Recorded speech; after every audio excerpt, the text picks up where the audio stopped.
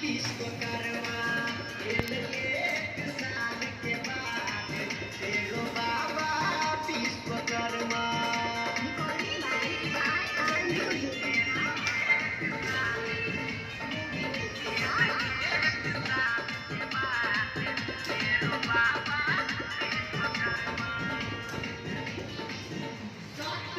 सितंबर के बुझल छै पूरा दुनिया।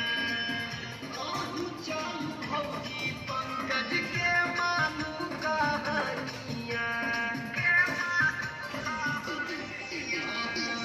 17 सितंबर के बुझल छै पूरा दुनिया। आहू चलू भौजी पंकज के मानू कहानिया। राइटर राजा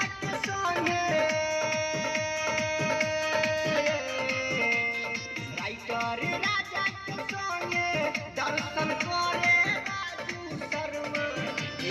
एक साल के बाद